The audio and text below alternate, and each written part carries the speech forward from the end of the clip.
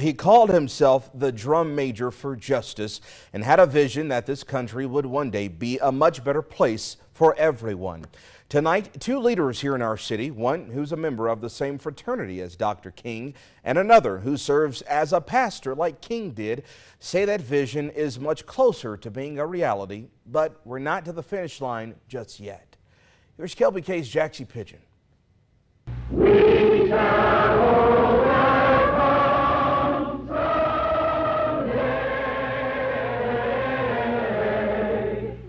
Just 100 years after Lincoln signed the Emancipation Proclamation that freed the slaves, 200,000 people converge on the nation's capital to rally for civil rights.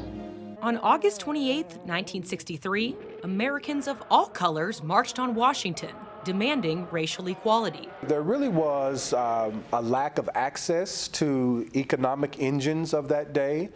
There was even a lack of service by some companies. That was happening not just at a micro level, but also on a macro level across the nation. They're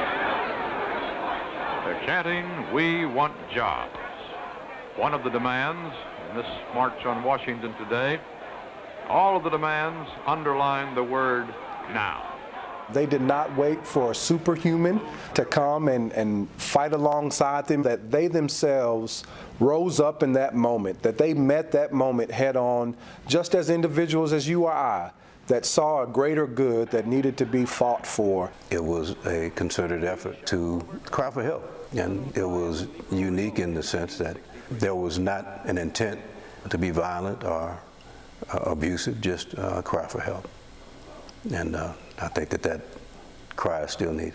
The demonstration started at the Washington Monument and ended at the Lincoln Memorial, where Dr. Martin Luther King Jr. would give his iconic speech. It was a glaring speech of hope, and what Martin Luther King's expectation was is that we learn how to get along and learn how to judge people by their character and not the color of their skin. America has given the Negro people a bad check. A check which has come back marked insufficient funds.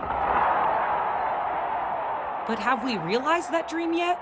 Haynes and Love both tell me that we've come a long way, but there is still work to be done. Even though we have unjust situations and we have inequities that exist, there is still a justice that's worth fighting for, and we have to stand up vertically and be upright to seek out the righteousness that's needed in this world. And 6 decades later, Dr. King's oldest son says it's important to know our history so we don't repeat mistakes of the past.